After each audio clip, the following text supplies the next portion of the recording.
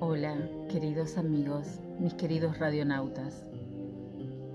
Hoy es un martes especial, un martes no común, como cualquier otro martes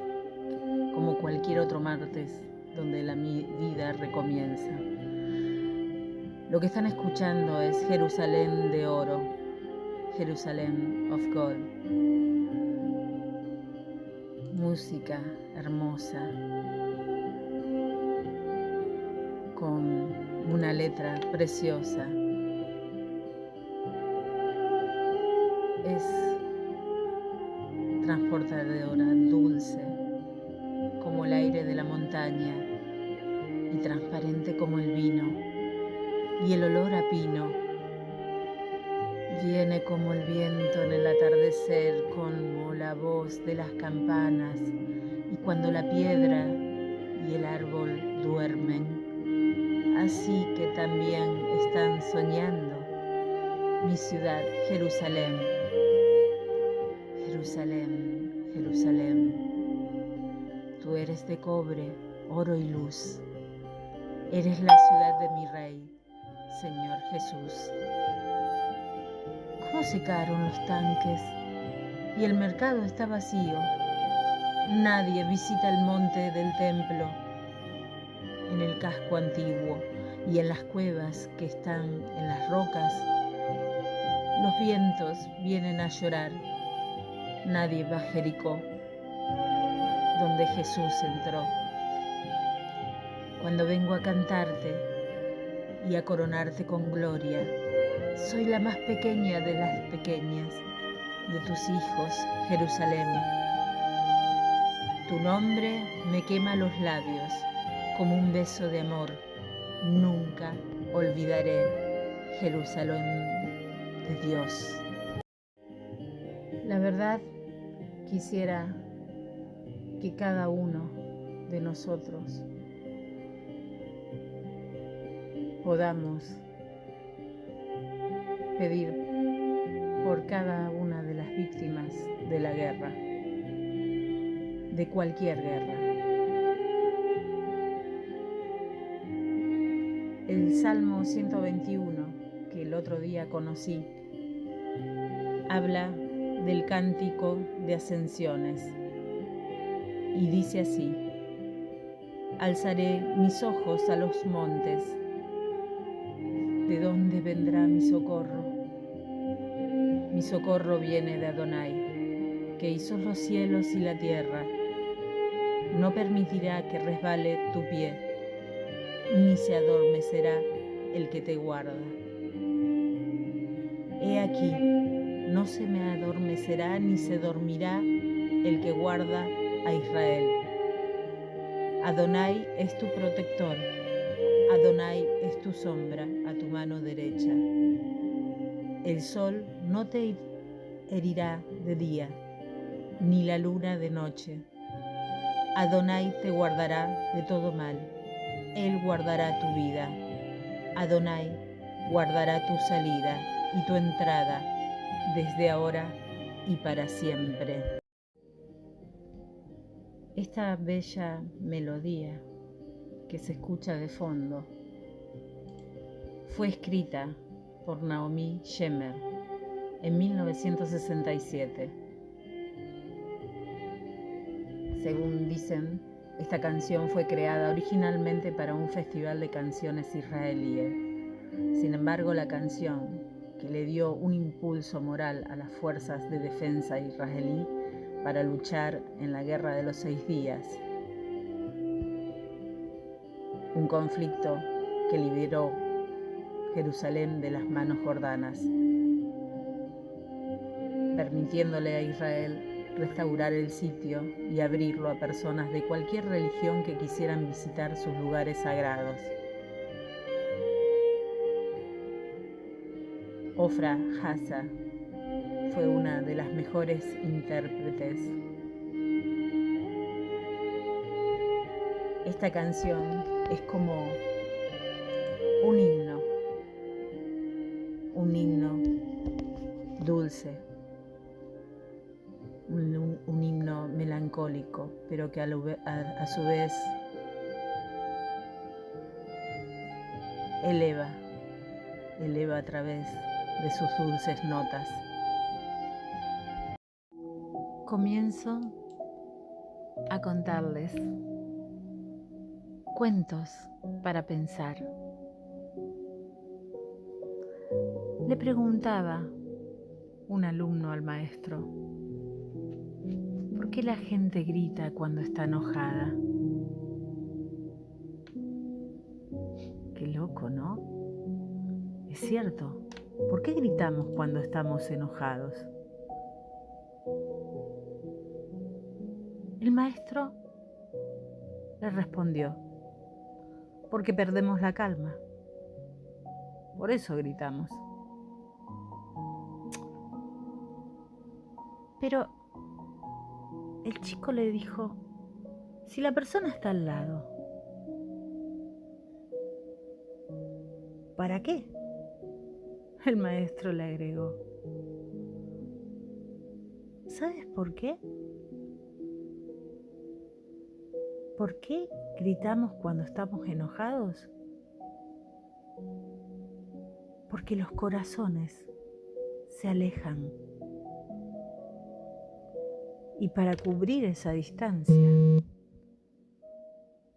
de tanto alejamiento, se grita.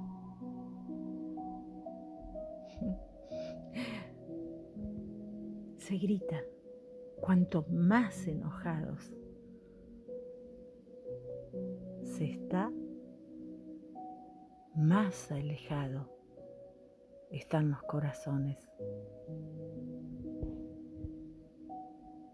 Y tendrán que gritar más y más para poder escucharse el uno al otro, aunque en realidad no se escuchan. Ni siquiera ellos se escuchan. Pero fíjate vos lo distinto que es cuando ves a los enamorados. Cuando ves dos personas enamoradas, ves que susurran, hablan suavemente. Y eso es porque los corazones están muy cerca y la distancia entre ellos es muy pequeña. Por eso, cuando discutas, no dejes que tu corazón se aleje. No digas palabras que te distancien, porque va a llegar un día en que esa distancia será tan, pero tan grande, que no vas a encontrar el camino de regreso. Gran verdad, ¿no? Gran verdad. Les voy a contar 3 cuentos de Buda. Un día, mientras mendigaba en una pobre aldea, un Buda encontró a unos niños que jugaban en la tierra. Estaban construyendo toda una ciudad con barro y arena. La ciudad tenía murallas, almacenes, casas, hasta un río. Y cuando el Buda y los monjes que lo acompañaban se acercaron, uno de los niños los vio y le dijo a uno de sus compañeros: el Buda se acerca pidiendo limosna. ¿Qué limosna le vamos a dar nosotros? Somos niños. Uno dijo: ¿podemos ofrecerles nosotros el arroz? Hay mucho arroz almacenado en nuestra ciudad de barro. Podemos darle algo de eso al Buda. Los otros chicos aplaudieron y se rieron. Tomaron un puñado de barro de sus almacenes y lo pusieron en una hoja limpia. El primer niño tomó la hoja entre sus manos y fue corriendo hacia el Buda. Se arrodilló ante él y le dijo que todo el pueblo de su ciudad de barro le daba la bienvenida y les ofrecía ese arroz para su sustento y el sustento de sus monjes. Le rogó que lo aceptara. El Buda, sonriendo, le acarició la cabeza y declaró que el arroz que le habían dado era el más valioso que había recibido de todos los comerciantes, que lo iba a conservar siempre. Luego se volvió al discípulo y le dijo: Ananda, guarda por favor esa ofrenda y cuando volvamos al monasterio la mezclaremos con agua y la emplearemos para revocar las paredes de mi celda. Luego se sentó con los niños y comenzó a contarles historias. Había una vez en un lugar que se podía ser y se podía hacer, y en un tiempo, en cualquier tiempo de ese tiempo, un hermoso jardín. En el jardín había manzanos, naranjos, perales y bellísimos rosales. Todos ellos eran felices y estaban satisfechos. Todo era alegría en el jardín, excepto por un árbol profundamente triste. Pobrecito árbol, tenía un problema. No sabía quién era, ni para qué estaba ahí. Ahí le preguntó el Buda: ¿qué te pasa? Me siento muy mal. Lo que te falta es concentración, le dijo el manzano. El Buda miró y escuchó. Sí, realmente, si él lo intenta, podría tener sabrosas manzanas como yo.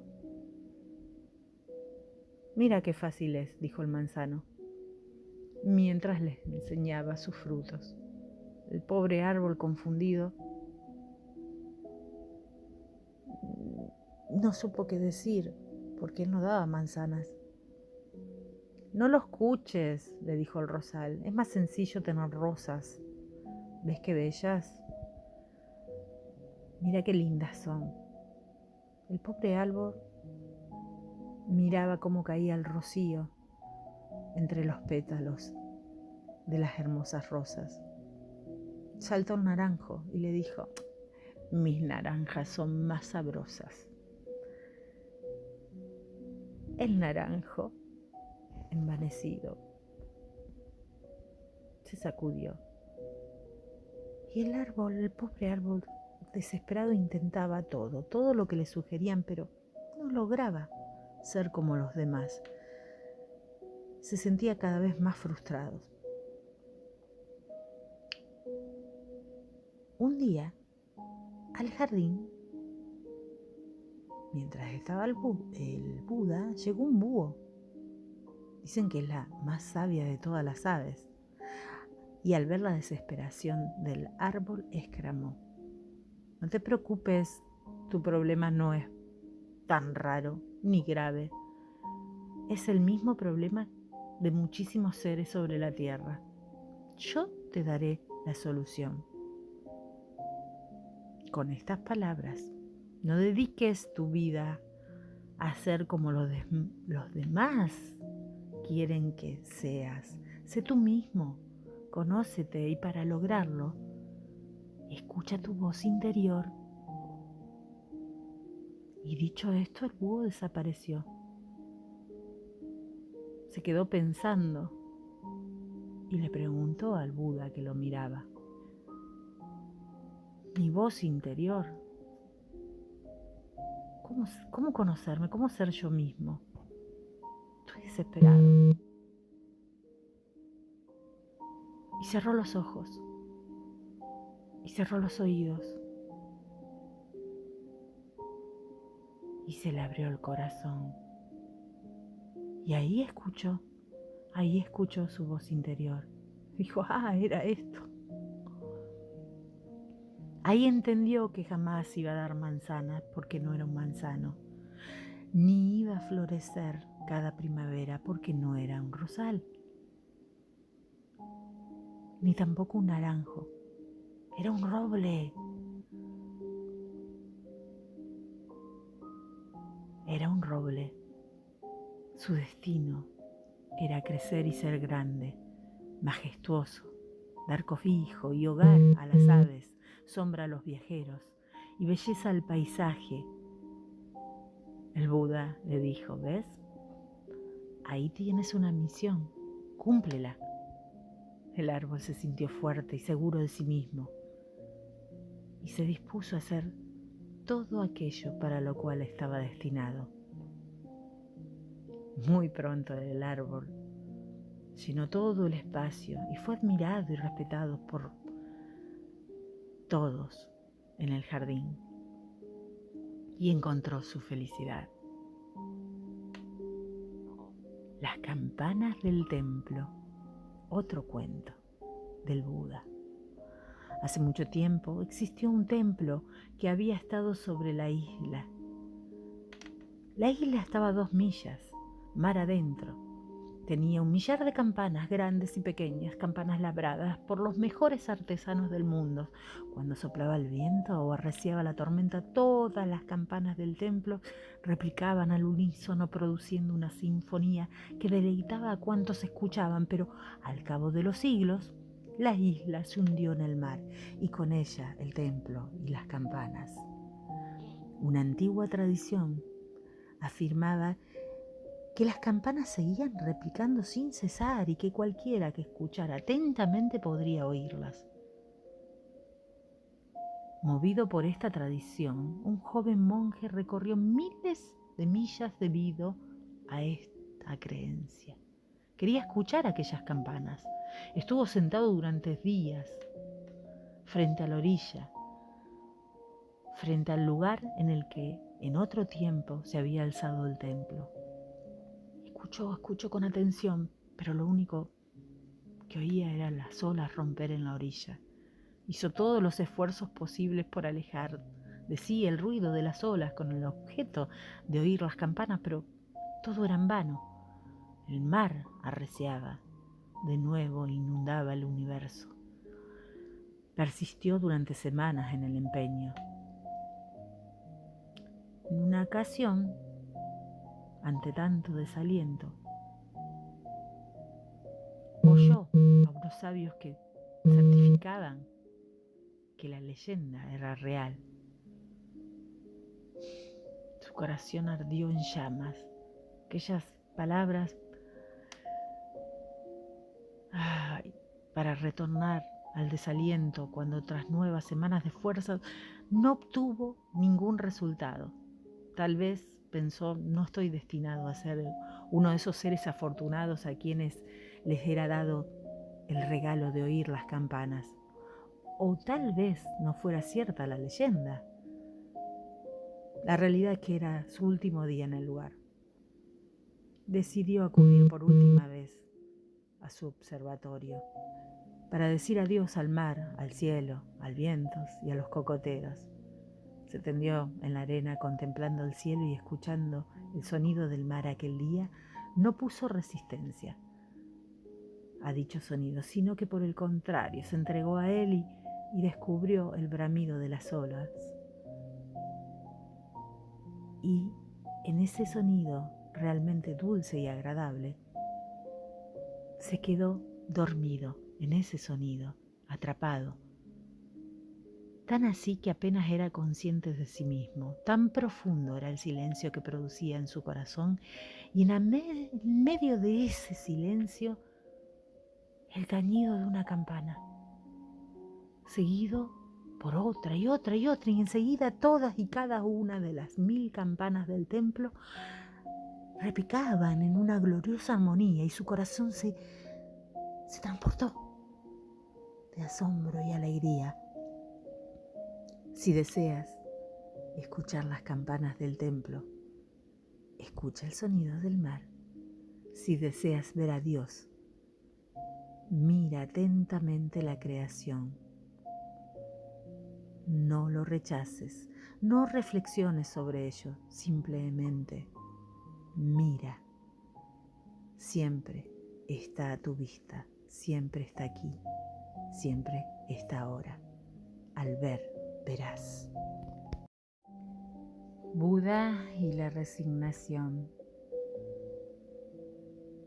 Hace muchos años, en los tiempos de Buda, vivía una mujer que había quedado viuda. Gotami se llamaba. La pobre mujer tenía un hijo al que adoraba. El hijo enfermó y murió. Ella, loca de dolor, se negó a enterrarlo y lo llevaba consigo a todas partes, sin hacer caso de las palabras de consuelo y resignación que la gente le daba. Se aferró profundamente al cuerpo de su bebé, no dejaba que nadie se lo quitara, lo sujetaba con toda su fuerza. Así recorría la aldea entera, rogando a la gente que le diera una medicina para curarlo. Algunos empezaron a burlarse de ella, mientras que otros se asombraban o se quedaban perplejos. Lo único que quería ella era una medicina que le devolviera la vida a su hijo. Al fin, alguien se apiadó de ella y le dijo: ve a ver al Buda. Tiene fama de estar dotado de toda clase de poderes. Es considerado un santo, ya que es capaz de hacer milagros. Y muy posiblemente él pueda ayudarte con nuevas esperanzas. La mujer corrió a buscarlo y llegó al Buda junto con el cadáver de su hijo. Se echó a los pies del maestro y le rogó entre lágrimas que le diera una medicina para que su hijo pudiera revivir. Él le dijo: mira, Gotami,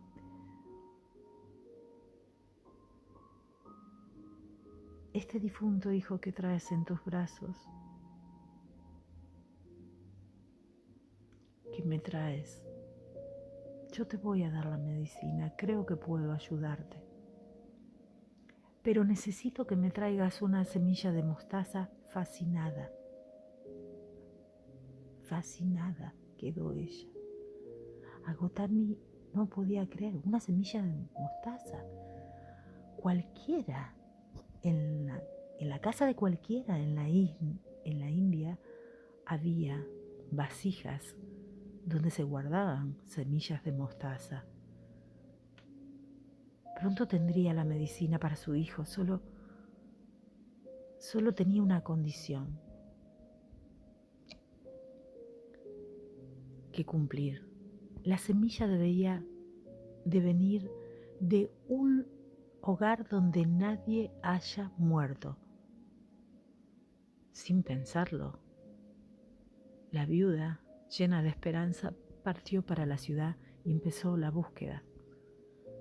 Gotami anduvo de casa en casa y en todas partes se encontró con personas que querían ayudarlas con la mejor voluntad, pero siempre escuchó la misma historia. Aquí una esposa, allá un marido, un hermano, una hermana, una madre, un hijo, un padre, un abuelo, una hija.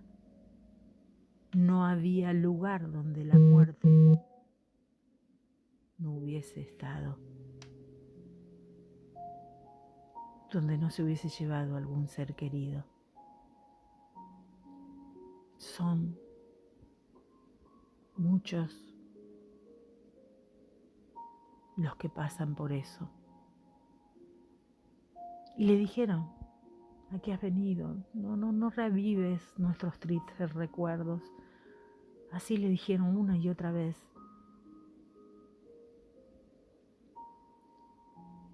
Y lentamente Gotami se dio cuenta de que a todos los había visitado la muerte y que ella no era la única que lamentaba una pérdida. Calmada y sobria, miró a la criatura que traía entre sus brazos y terminó por aceptar que la vida había abandonado su cuerpo. Llevó a su hijo al cementerio, se despidió de él y por última vez lloró. Y a continuación regresó a buscar al Buda. Le dio la bienvenida al Buda y le preguntó si había conseguido la semilla de mostaza. Ella le dijo que no, pero que había comprendido la lección que había intentado enseñarle. Entendió que su hijo ya no existía, que estaba muerto, y le dijo que lo había enterrado junto a su padre. Buda, con compasión, le dijo: ¿creíste que solo tú habías perdido a tu hijo? La ley natural es que todo cambie, nada es permanente. Entre los seres vivos, Kisarga Gautami ahí comprendió todo. Y le dijo al maestro: quiero seguir aprendiendo de tus enseñanzas. Desde ese entonces fue su discípula y enseñó de que nadie se libra del sufrimiento y la pérdida. Y entendió que ella no era la excepción a esa regla. No eliminó el sufrimiento inevitable que significa la pérdida, pero redujo el sufrimiento que deriva de luchar y resistirse a aceptar ese hecho. Vamos con otro cuento. Los tres ancianos. Una historia muy antigua cuenta sobre una mujer que salió de su casa y vio a tres ancianos con largas barbas blancas sentados frente a su casa. No los reconocí y les dijo: creo que no los conozco, pero deben de estar hambrientos. Por favor, entren y tengan algo de comer. ¿Está el hombre adentro de tu casa?, preguntó uno de los ancianos. No, dijo ella, él está afuera trabajando. No podemos entrar, replicaron. Al anochecer, cuando el esposo llegó, su esposa le contó lo que había ocurrido. Él le dijo: ve a decirle que ya estoy en casa e invítalos a entrar. Fue hasta donde estaban los ancianos y los invitó a entrar porque su marido ya estaba en casa. Los ancianos dijeron que no podían entrar los tres al mismo tiempo. ¿Por qué?, dijo ella. Uno de los ancianos explicó: mi nombre es Riqueza, dijo señalando a uno de sus amigos, y él es Éxito, y él es Amor. Entra a tu casa y conversa con tu esposo. ¿A cuál de nosotros quiere en tu casa? La mujer fue y contó a su esposo lo que se había dicho. Su esposa estaba increíblemente, ¿cómo podría decirlo?, asombrada. Él estaba encantado. Qué bonito, expresó él. Ya que este es el caso, invitemos a Riqueza y déjalo entrar. Y que llenen la casa de Riqueza, dijo el esposo a su esposa, que no estaba de acuerdo. Y le dijo: querido, ¿por qué no invitamos a Éxitos? Su nuera, que estaba escuchando desde el otro lado de la casa, saltó con su propia sugerencia. ¿No sería mejor invitar a Amor a nuestra casa? Se llenaría de amor.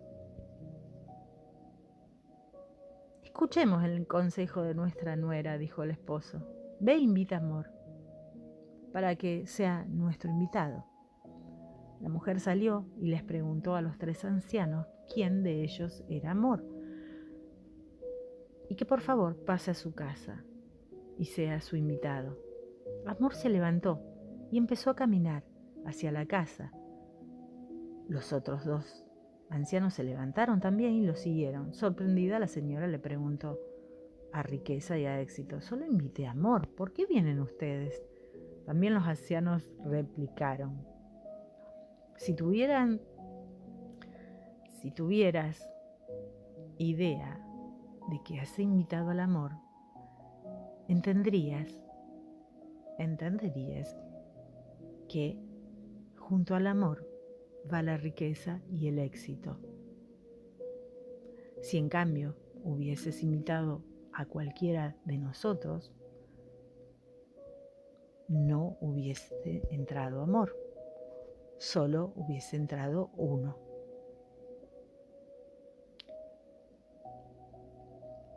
Porque hubiésemos quedado dos afuera. Donde va el amor, va la riqueza. Donde va la riqueza, va el éxito. Dios, porque está el amor. Dios así lo quiere. Otro más, Dios y el granjero. Oí una palabra antigua, y debe ser muy antigua porque en aquellos días Dios acostumbraba a vivir en la tierra. Entonces un día un viejo campesino fue a verle y le dijo: mira, tú debes ser Dios y debes haber creado el mundo, pero hay una cosa que tengo que decirte: no eres un campesino, no conoces ni siquiera el ABC de la agricultura, tienes algo que aprender. Dios dijo: ¿cuál es tu consejo? El granjero dijo: dame un año y deja que las cosas se hagan como yo quiero y veamos qué pasa. Vas a darte cuenta que la pobreza no existirá más. Bueno, dijo Dios, acepto, y le concedió al campesino un año. Naturalmente el campesino pidió lo mejor y solo lo mejor, ni tormentas, ni ventarrones, ni peligros para el grano, todo confortable y cómodo. Y así fue. Feliz el trigo crecía altísimo. Cuando quería el sol, había sol. Cuando quería lluvia, había lluvia. Como él quisiera. Este año fue todo perfecto, matemáticamente perfecto. El trigo tan alto que el granjero fue a ver al Dios y le dijo: mira, esta vez tendremos tantos granos que si la gente no trabaja en 10 años, aún así tendremos comida suficiente. Pero hubo que cosechar ese grano, y cuando fueron a recolectar el grano, a recoger el grano, los mismos granos estaban vacíos. El granjero se sorprendió y le preguntó a Dios: ¿qué pasó? ¿Cuál fue el error que hubo? Y Dios le dijo que como no hubo desafío, no hubo conflicto, no hubo fricción. Como tú evitaste todo lo que era malo, el trigo se volvió impotente y vacío de lucha. Esa lucha que es imprescindible. Las tormentas, los truenos, los relámpagos son necesarios porque sacuden el alma dentro del trigo. La noche es tan necesaria como el día, y los días de tristeza son tan esenciales como los días de felicidad. A eso se llama entendimiento. Entendimiento, este secreto descubrirás.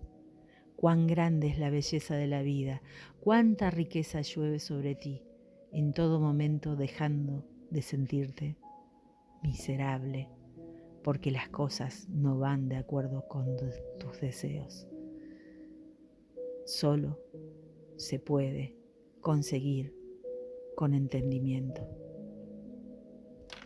Muy bueno. Para pensar, ¿no?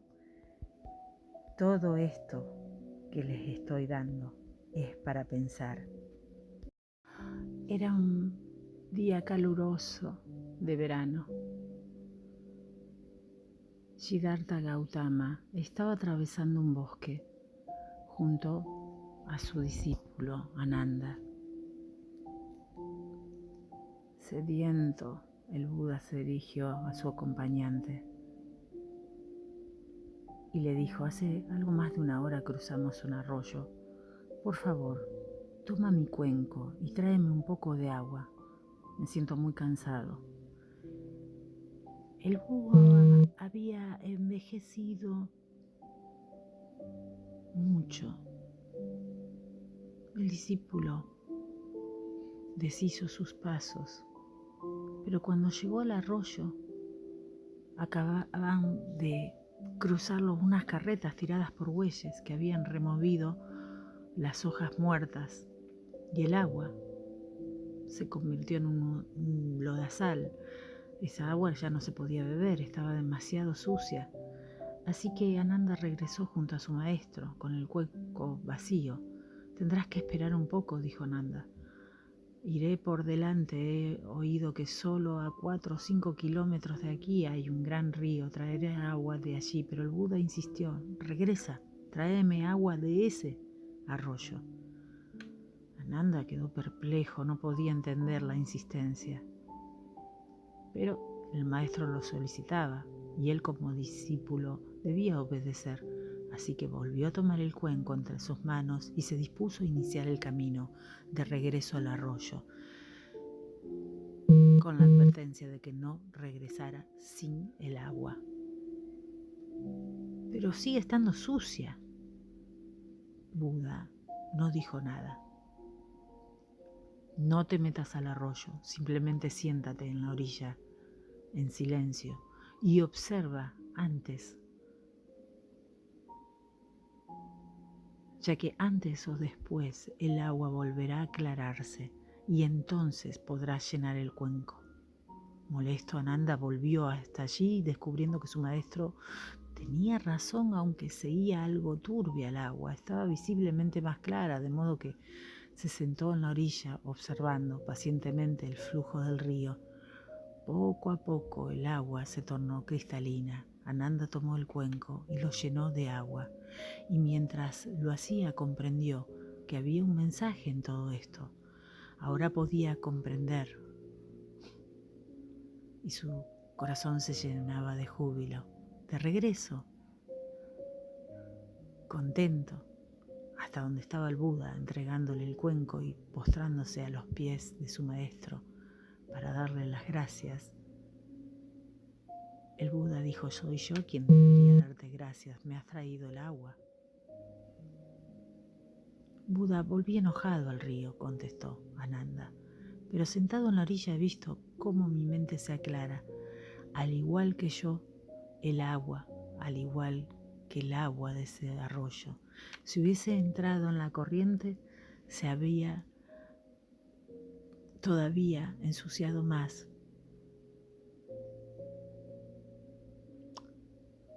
Y de nuevo salta dentro de la mente y genera confusión y empieza a aparecer los problemas. Así he comprendido que puedo sentarme en la orilla de mi mente, observando todo lo que arrastra sus hojas muertas, sus dolores, sus heridas, sus deseos. Despreocupado y atento me sentaré en la orilla y esperaré hasta que se aclare. Por eso, mi maestro, yo te doy las gracias. Qué buen consejo, ¿no? ¿Cuántas veces tenemos que parar la pelota? ¿Otro más? El elefante y el anillo.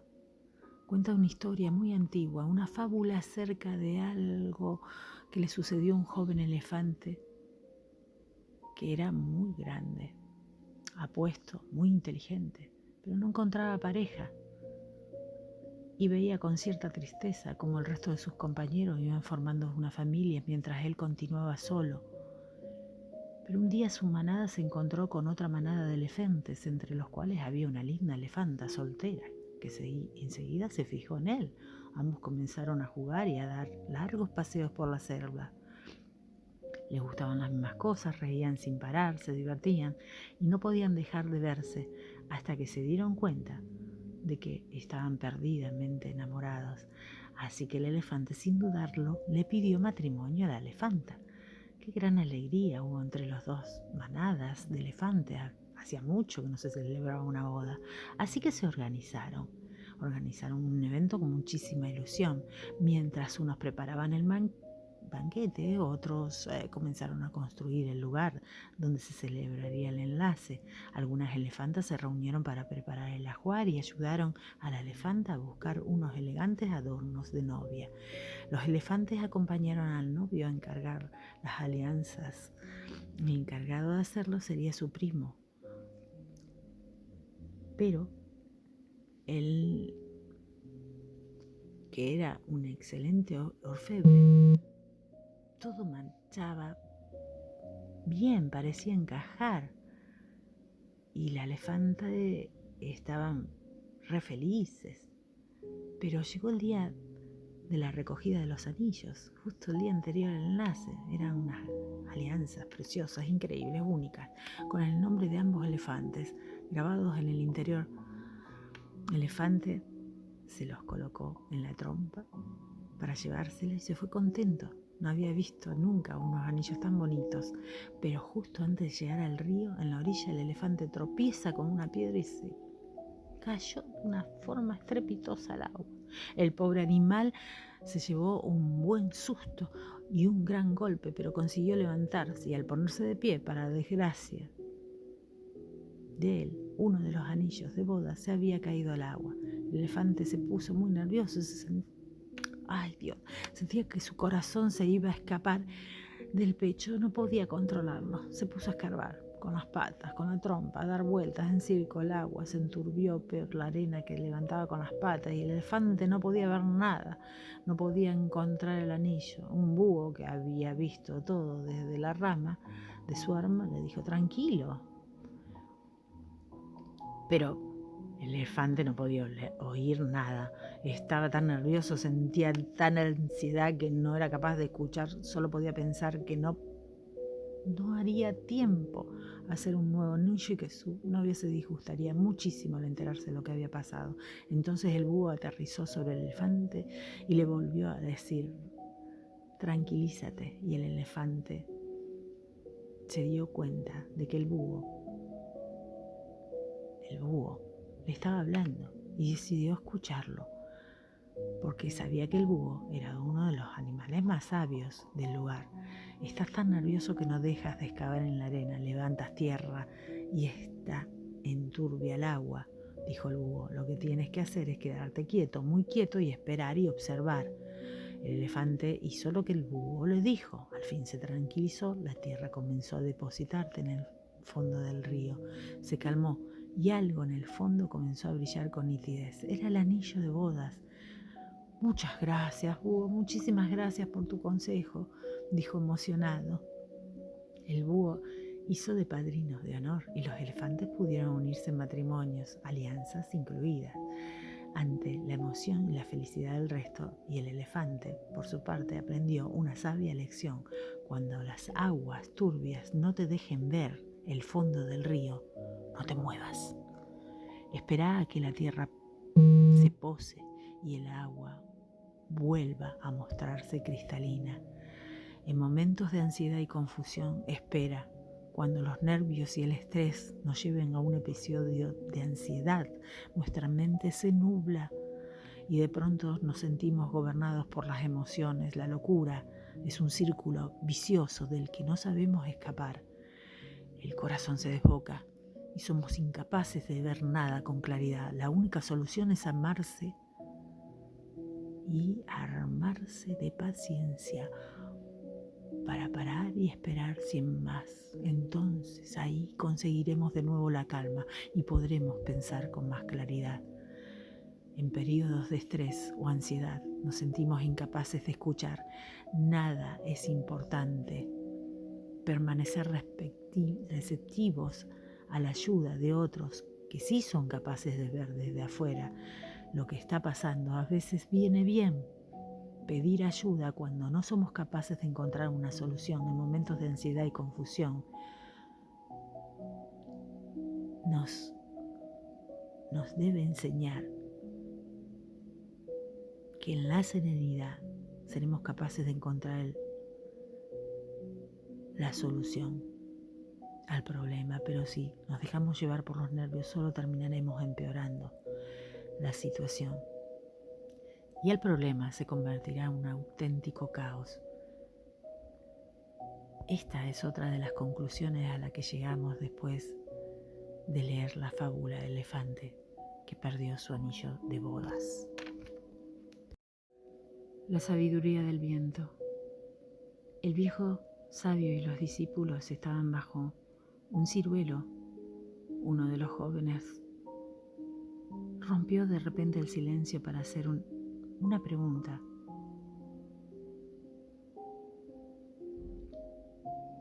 El viento agita las hojas de los árboles, inclina la nieve y mece las flores.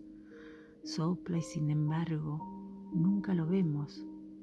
Podemos ver el fuego, el agua, la tierra, pero nunca al aire. ¿Por qué?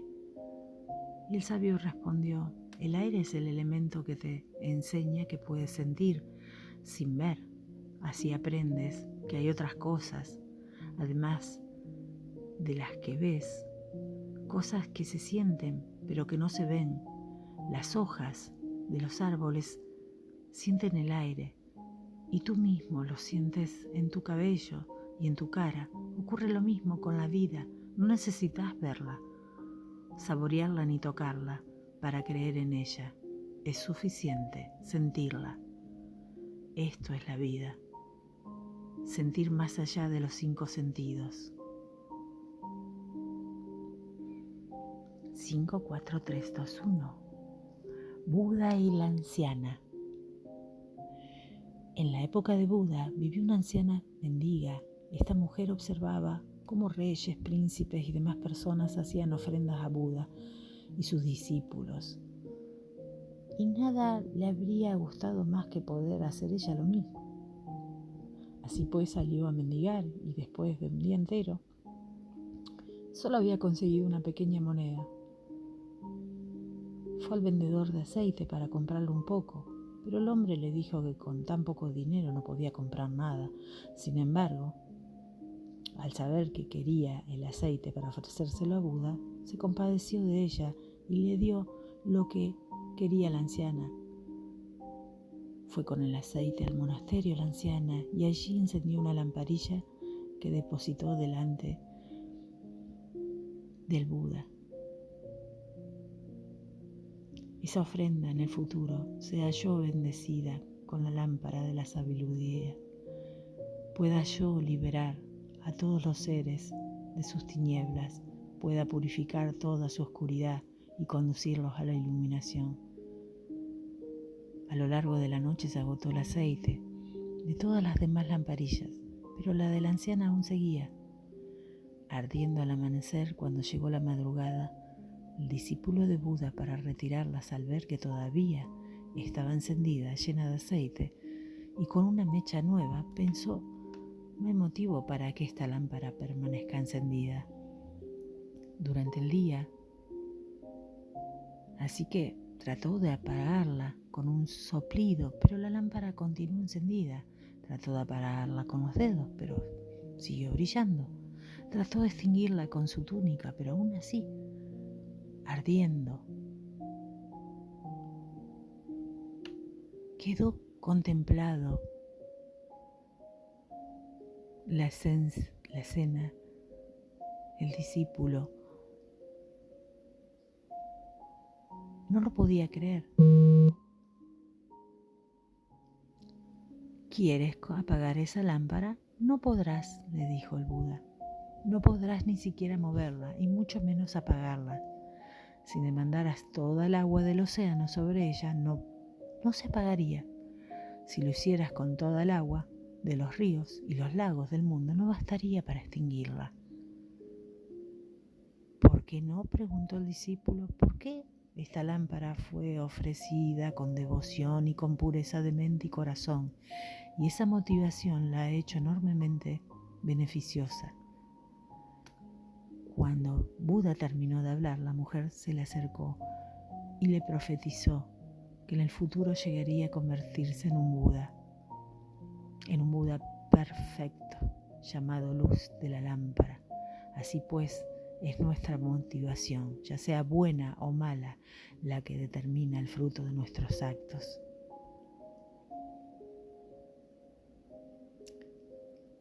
Hay en este mundo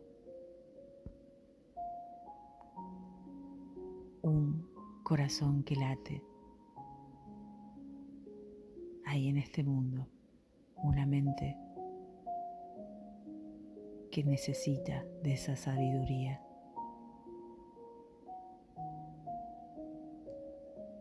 Hay que ser felices y hay que proporcionar felicidad. La felicidad está en nuestra mente, en nuestra paz interior, en nuestra sabiduría. Pidámosles a Buda, a Dios, a Alá, a quien sea. Encendamos la luz de la sabiduría. Solo esa luz nos puede dar la paz. Despacio, todo se logra. La vida es hermosa. La vida nos llena de cosas y no las podemos apreciar porque miramos el jardín del vecino y no nos damos cuenta de que nuestro jardín es perfecto. Chao, mis queridos radionautas. Que tengan una linda semana y que Dios los bendiga a todos. Muchas gracias por estar acá cada martes en una hora en compañía conmigo, Nancy Bacari. Chao.